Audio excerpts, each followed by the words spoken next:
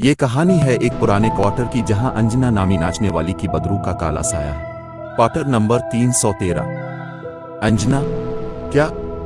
मैंने चौंक कर हसन को देखा। अंजना? उसने दोबारा दोहराया। कौन अंजना? किधर है? मेरे पूछने पर उसने कोई जवाब दिए बगैर अपनी छोटी उंगली से एक तरफ इशारा कर दिया। मैंने मोड़ कर देखा। हसब तवक्को वहां कोई नहीं था। मुख्तसर से गुस्ल खाने में जहां मैं अपने 6 साला बेटे हसन को नहला रही थी। हमारे अलावा किसने होना था? मैंने 1-2 मर्तबा इससे फिर पूछा कि वो क्या कह रहा है, मगर उसके कोई जवाब न देने पर मैं कामों में लगकर भूल भाग गई। हसन हमारा इकलौता बेटा है, यानी मेरा और तनवीर का। तनवीर मेरे शौहर रेलवे में मुलाजिम है। चंद दिनों पहले तक हम मुल्तान में रहते थे, जहां मेरी ससुराल है। अभी थोड़े दिन पहले तनवीर की पोस्टिंग यहाँ इस छोटे से शहर बहरामपुर में हो गई, तो हम यहाँ आ गए। तनवीर को रेलवे कॉलोनी में एक क्वार्टर अलाट हुआ था। क्वार्टर नंबर 313 एक मुख्तसर 2 कमरों, सहन और किचन और छोटे से गुस्ल खाने पर मुश्तमिल ये घर हमारी मुख्तसर फैमिली के लिए बहुत था। तनवीर कोई बड़ी पोस्ट पर नहीं थे, इनकी तनख्वाह बस इतनी थी कि हमारा बमुश्किल गुजारा होता था, क्योंकि वो अपने वालिदैन को भी खर्चा भेजते थे जो मुल्तान में रहाइश पजीर थे। हसन को मैंने करीब ही एक स्कूल में दाखिल करवा दिया था। आहिस्ता आहिस्ता आसपास के चंद घरों से मेरी जान पहचान बढ़ने लगी, जहां तकरीबन मेरी ही उम्र की ख्वातीन थीं, जिनमें सबसे ज्यादा और जल्दी मेरी दोस्ती रेहाना से हो गई थी। रेहाना के शौहर भी रेलवे में मुलाजिम थे। उनको ये नौकरी अपने वालिद के तवस्सुत से मिली थी।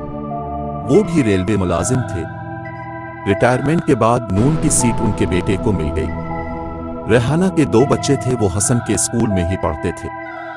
हम दोनों अक्सर मिल बैठते, दुनिया जहां की बातें करते, अपने बच्चों की प्रॉब्लम्स डिस्कस करते, और आखिरकार रेलवे मुलाजमीन की कम तनख्वाह, महंगाई, बेतहाशा हो जाने और गुजारी मुश्किल से होने पर हमारी बातों की तान टूट जाती। मुझे रेहाना की कंपनी में बहुत मजा आता था। रे तनवीर भी मुतमईन थे कि इस नई जगह आकर हम बहुत जल्द हर तरह से सीट हो गए थे। हमारे घर के आसपास के तमाम पड़ोसी अच्छे और शरीफ थे।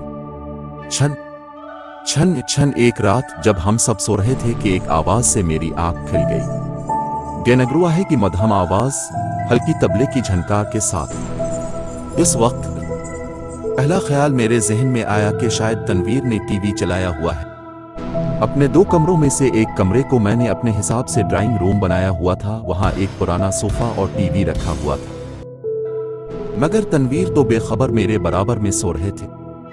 इनकी तो इस आवाज से आंख तक न खुली थी। कमरे में मौजूद तीसरे छोटे से पलंग पर हसन बेखबर सो रहा था। मैं थोड़ी देर उठकर बैठी रही। जब आवाज आहिस्ता आहिस्ता बंद हो गई तो मैं फिर लेट गई, मगर देर तक मुझे नींद ना आ सकी। सुबह में ये रात वाला वाकया मेरे जहन से निकल गया। चंद दिनों बाद जब तनवीर ड्यूटी पर थे और हसन स्कूल गया हुआ था, अचानक मुझको अकेले घर में घबराहट होने लगी। एक अजीब सा वहम सताने लगा। इस रात वाला वाकया भी याद आ गया। मैंने घड़ी पर नजर डाली। अभी हसन के घर आने में अच्छा खासा वक्त था। मैंने दोपट्टा ओढ़ा, घर में ताला लगाया और रेहाना के घर आ गई। रेहाना का घर मेरे घर से चंद मिनटों के फासले पर ही था। रेहाना किचन में थी। इसके ससुर बरामदे में बैठे अखबार पढ़ रहे थे। मेरे सलाम के जवाब में उन्होंने शफकत से मेरे सर पर हाथ फेरा। तबस्सुम, तुम अब्बा मियाँ के पास बैठो, मैं चाय ला रही हूँ। उसने किचन से हाँक लगाई। मैं उसके ससुर के पास बैठ गई। वो मुझसे अहवाल पूछने लगे, कहाँ से आई हो, कितने बच्चे हैं, कहाँ रहती हो, वगैरह। मेरे बताने पर कि हम लोगों को क्वार्टर नंबर 313 अलाट हुआ है, वो एकदम चुप से रह गए। मगर वो घर तो बरसों से बंद पड़ा था। वो गोया हुए। जी हाँ, मैंने किसी कदर तलखी से कहा, निहायत ही खस्ता हाल घर है, सफाई करके थक गई हूँ, साफ है कर नहीं देता। सुना है बरसहा बरस से खाली था। इस वक्त रेहाना चाय लेकर आ गई और हम दोनों उसके कमरे में आ गए। इस दिन रेहाना के साथ इन इधर उधर की बातों के बाद मेरा जहन हल्का हो गया और सब कुछ दिमाग से निकल गया। मगर अगले ही दिन शाम को रेहाना मेरे घर मौजूद थी। तनवीर ड्यूटी से आकर कमरे में आराम कर रहे थे। मैं रेहाना को ड्राइंग रूम में ले आई। तुम बैठो, मैं चाय लाती हूँ, फिर आराम से बातें करेंगे, मैंने इससे कहा। अरे, मैं एक इंतहाई अहम बात बताने आई हूँ, रेहाना ने कहा। जोश से इसका चेहरा सुर्ख हो रहा था। खैरियत तो है? क्या हुआ? और मैं थोड़ा घबरा गई। असल में जब तुम कल आई और अब्बा मियाँ को मालूम हुआ कि तुम लोग 313 में शिफ्ट हुए तो वो परेशान हो गए। कहने लगे ये घर आसिफ ज़दा है। क्या कह रही हो रेहाना? मेरे दिल को कुछ हुआ।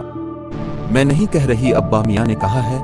इसने डरी हुई निगाह चारों तरफ डाली। आ तो इस घर में कोई रहता नहीं है। अगर कोई रहने की कोशिश करता है तो उसको बहुत ही बुरे हालात से गुजरना पड़ता है। ऐसा कई बार हो चुका है। इसलिए इस घर को किसी को अलाट नहीं करते। आखिर तनवीर भाई को यही घर क्यों दिया?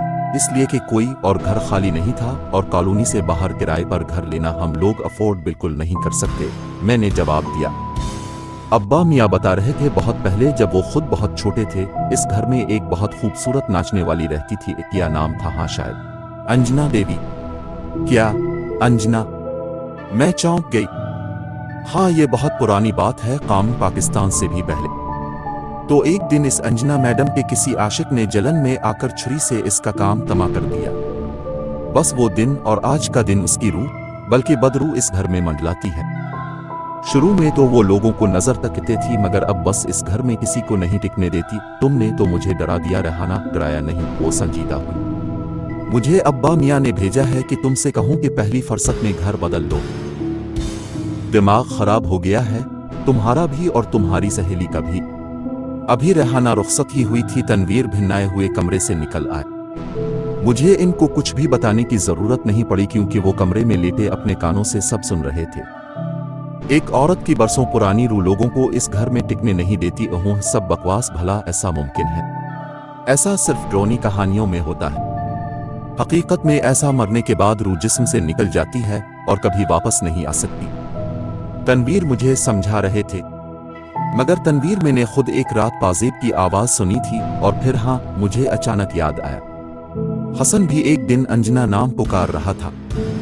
हो सकता है हसन ने स्कूल में कुछ सुना हो। तनवीर ने सोचते हुए कहा, आखिर ये तो हकीकत है कि कभी पहले इस घर में अंजना नामी औरत रहती थी। कोई कह रहा होगा कि ये बच्चा इस घर में आया है और ये नाम इसके जहन में रह गया हो। मगर वो पाजेब की आवाज, उफ़ो, वो चढ़ गए।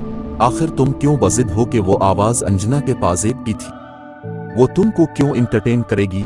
हो सकता है कि वो आवाज बाहर से आ रही हो। तनवीर ने एक तरह से किस्सा खत्म कर दिया। मैं भी चुप हो गई। छन छन छन। मगर फिर एक रात कई दिनों के बाद जब मैं ये सब भूलने लगी थी, एक बार फिर पाजेब छनकने लगे। न सिर्फ पाजेब बल्कि साथ तबले की संगत। मेरी आंख खिल गई। हसन अपने पलंग पर और तनवीर मेरे बराबर में बेखबर सो रहे थे। आवाज आहिस्ता आहिस्ता तेज हो रही थी और इस आवाज के साथ तबले की संगत भी बढ़ रही थी। जिस तरह दो अपने फन में इंतहाई माहिर लोग मुजाहरा कर रहे हों। मगर इस आवाज में बिल्कुल कोई खूबसूरती या कशिश नहीं थी, बल्कि ये आवाज, ये झनकार इंतहाई पुरअसरार थी, बहुत डरावनी, बहुत मनहूस। मैंने तनवीर को आवाजें देने की कोशिश की, तनवीर, मगर मेरे मुंह से निहायत आहिस्ता आवाज बरामद हुई। मेरा दिल खौफ के मारे बंद होने लगा था। आवाज इस कदर तेज हो गई कि मेज पर रखे बर्तन बजने लगे। ऐसा लगने लगा पाजेब का फन दिखाने वाली कमरे के अंदर दाखिल होने लगी है। हैरत की बात है कि इस तेज शोर के बावजूद तनवीर और हसन बेखबर सो रहे थे। आवाज कमरे के दरवाजे के इंतहाई करीब आ गई। लगा कि बास अब अतब कोई अंदर आ जाएगा, शायद नाचते हुए। इस मकरू ताल पर मैंने चीख मार दी, मगर इसी वक्त अचानक मस्जिद से अल्लाह अकबर की सदा गूंजी। मुझे बाकायदा ऐसा लगा कि कोई ठिठक कर रुका है। ताल अचानक हल्की हुई, फिर खत्म हो गई। मैं बिस्तर पर बैठी थर थर कांप रही थी। ना जाने कब अजान की मुबारक आवाज रुकी और ना जाने कब मैं बिस्तर पर गिरकर जैसे बेहोश हो गई। उफ तबस्सुम, तुमको क्या हो गया है? मेरे तवक्को के तनवीर को आज भी मेरे बात पर यकीन नहीं आया। मुझको नहीं, आपके दिमाग को कुछ हो गया है तनवीर। मैंने इंतहाई तलखी से कहा। मैं आपको कैसे यकीन दिलाऊं कि मैंने जो कुछ बताया वो एक एक लफ्ज सच है। अगर इस वक्त अजान ना हुई होती तो वो शैतान कमरे में दाखिल होने ही लगा था। फिर न जाने सोचकर इस वक्त भी मैं लरस गई। असल बात यह है तबस्सुम, तनवीर मेरी हालत देखकर नरम पड़ गए। तुमने अपनी सहेली रेहाना और उसके ससुर की बातों को सर पर सवार कर लिया है। तुम नींद में देखे वाकयात को सच समझने लगी हो, वरना इन बातों में कोई सच्चाई नहीं होती। मरने के बाद कोई भी कभी भी वापस नहीं आता, और फिर इतने सालों के बाद अब ना माने। मैंने हतमी अंदाज में कहा, ना अब मैं इस घर में चंद मिनट और रहूंगी, ना मेरा ये मासूम बच्चा, मगर तबस्सुम मेरी जान। तनवीर गड़बड़ा गए। मैं अचानक दूसरे घर का बंदोबस्त कैसे करूं? और अगर घर मिल जाता है तो इसका किराया, एडवांस? उनकी असल परेशानी उनकी जबान पर आ गई। कुछ भी हो तनवीर, किराया, एडवांस, पैसे जिंदगी से ज्यादा नहीं होते। अब अगर यहां से नहीं जा सकते तो मुझे और हसन को कुछ दिनों के लिए वापस मुल्तान भेज दें। मैंने इल्तिजा की। ठीक है।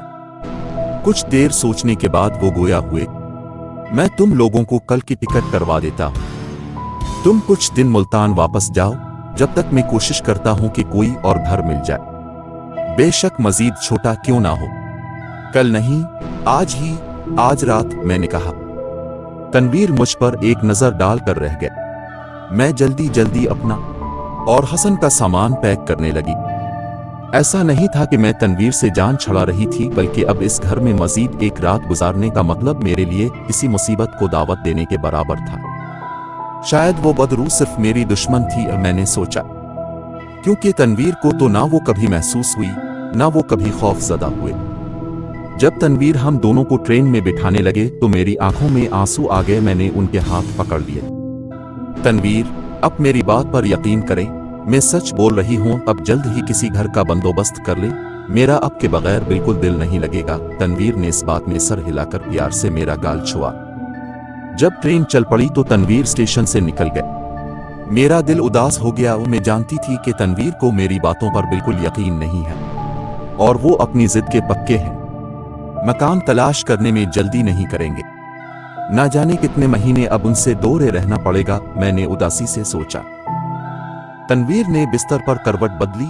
नींद इसके आंखों से कोसों दूर थी। शादी के बरसों बाद पहला इत्तेफाक था कि तबस्सुम उसके साथ नहीं थी। और हसन, उसने हसन के खाली पलंग को देखा। ये सारा फसाद इस औरत का फैलाया हुआ है। गुस्से की एक लहर उसके दिमाग से टकराई। ना वो उल्टी सीधी बातें तबस्सुम के सामने दोहराती, और ना तबस्सुम रातों को यूं डरा करती। खैर, देखते हैं। कोशिश करूंगा कि 1-1.5 महीने में तबस्सुम के दिमाग से ये खन्नास निकल जाए और वो घर वापस आ जाए। इसी घर में उसने साइड टेबल पर पड़ी सिगरेट उठाई और होंठों में दबी ली। सिगरेट जलाने के लिए लाइटर जलाया, मगर लाइटर की रोशनी में दरवाजे के सामने बाहर सहन पर एक साया लहरा रहा था। लंबा लिबास पहने, पुशवाज की तरह, जैसे पहले नाचने वालियां पहना करती थीं। वो बिल्कुल आसानी से ये साया देख सकता था। साया कदम बा कदम कमरे की तरफ बढ़ रहा है। अचानक पीछे से किसी ने तबले पर ताल दी। साये के गुफ्तगू वाले कदम बढ़े, फिर तबले की राल, फिर पाजेब के कदम तेज झनकार साथ, और फिर साया कमरे में दाखिल हो गया। तनवीर की मुंह से सिगरेट गिर गई। साया ऐन इसके सामने रुक चुका था, मगर पाजेब और तबले की आवाज बदस्तूर आ रही थी। इस कदर तेज के मेज पर रखे बर्तन बज रहे थे।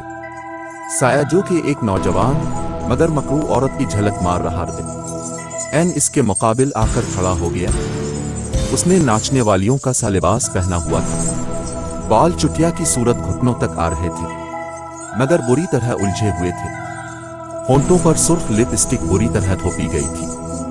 इसके चेहरे पर शैतानी मुस्कुराहट नमूदार हुई। तनवीर बुरी तरह कांपने लगा।